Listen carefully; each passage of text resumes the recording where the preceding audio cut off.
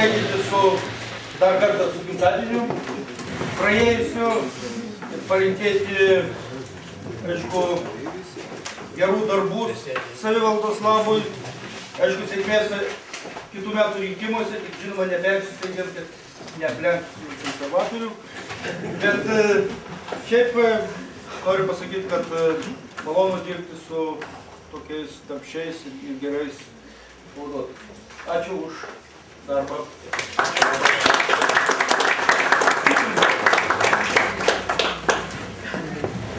Ir, kaip matote, tarybos posėdžiui yra pateikta 48 klausimai.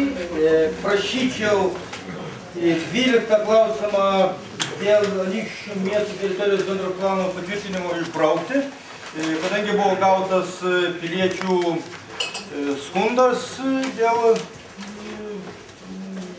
juos netenkinančių sprendinių ir dabar su apskrities viršininko administracija yra sukontaktuota ir jie žadėjo per kokią savaitę tuos sprendimus tenkinančius gyventojus padaryti.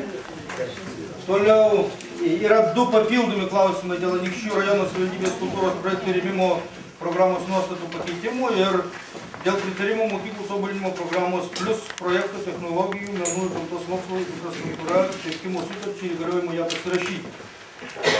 Taip pat yra siūlymas, kadangi yra nemažai, matau, žmonių iš bibliotekų, kad nevarginti, sukeisti antrą klausimą su pirmu ir pirmą svarstyti antrą klausimą dėl Anykščių rajono savivaldybės Liudvikos Stanislovo Didžiulių viešosios bibliotekos direktoriaus Romo Kutkos atleidimo šeimų pareigų, o toliau svarstyti taip kaip darbotvarkėje. Ar yra pasiūlymų dėl darbotvarkės? Nematau, kad galima balsuoti už darbotvarkę su pasiūlytais pakeitimais, kas už.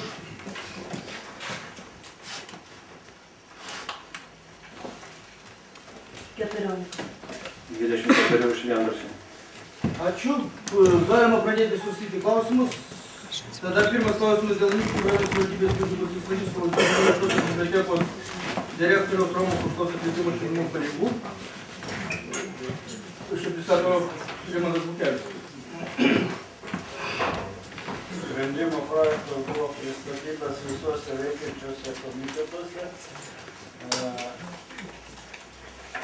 Biudžeto ekonomikos komitetas pritarė, etikos švietimo ir kultūros komitetas pritarta, kaimo reikalų komitetas posėdžio metu spręs, teisės ir socialinių reikalų komitetas posėdžio metu.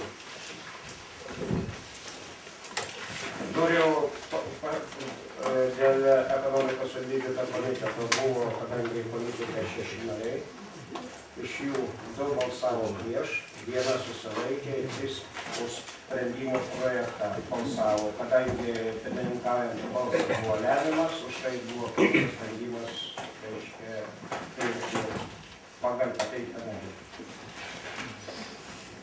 Taip pat aš irgi norėčiau socialinio reikalų komiteto patikslinti. Sprendimui nepritarta socialinių reikalų. Aš klausiau pirmininko, Nepritarta.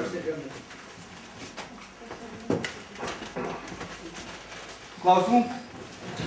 Norėjau irgi papildyti, kad švietimo irgi nebuvo vienbalsiai. nesupratau. Nebuvo vienbalsiai pritarta. Bet pritarta.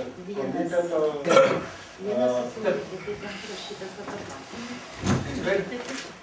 Dar klausimų? Pranešėjai.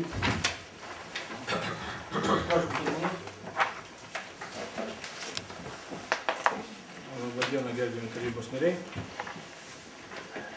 Kadangi lygtai išstatytas klausimas atrodo labai sklandžiai, tačiau aišku, yra daug klausimų, daug neaiškumų.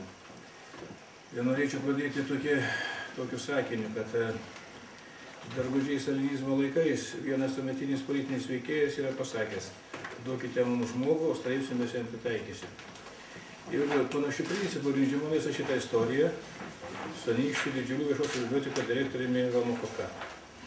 Komiteto posėdėje biudžeto ekonomikos mes klausėme direktoriaus administracijos, kas davė nurodymą savivaldybės kontrolės tarnybai atlikti auditą Anykščių didžiulių viešoje bibliotekoje. Atsakymas buvo neaišku, kas davė tokį nurodymą.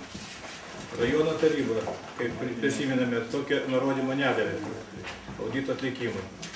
Tai čia peržiūrėsi įdomi išvada. Visi kažką dirba, šiek tiek teisiškai, šiek tiek savo iniciatyvą, šiek tiek nukreipti ar pakreipti, bet pamirštama viena, kas gali daryti, kas gali duoti nurodymus ir kas turi juos vykdyti. Nagrinėjant šitą klausimą, manau, visiems tarybos tarėms iškilo daug klausimėlių ir manau, kad visi šiandieną tikisi rasti atsakymus į juos. Klausimai būtų tokie. Pirmiausia, bibliotekos direktoriai. Jau galima. Kieno rekomendacija, aš paketą pasakysiu. Gerbiamas, norėčiau jums pasakyti, kad yra reglamentas ir galime vienam nariui užduoti klausimus. Prašom, neapsiriboti. Prašau, 3 minutės galiu kalbėti. Čia dabar yra klausimai. Taip, klausimas. Ar priimant Bronę Lukaitienę į darbą, jinai buvo supažindinta pasirašytinai su viešosios bibliotekos vidaus tvarkos taisyklėmis? Ir kas jos yra pažymėta?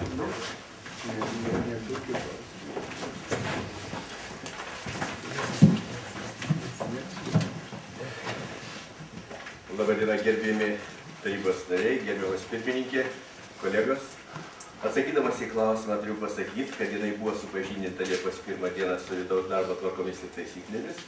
Jos parašas registrų žurnale yra ir tvarkose kaip tik yra nustatyta, kad priimamas į darbą asmuo privalo pateikti atitinkamus dokumentus, kaip numatyta darbo kodekse. Darbo kodekse numatyta, kad darbdavys privalo pareikalauti, darbo tvarkose pas mus priimamas asmuo privalo pateikti. Parašas jos yra. Ačiū.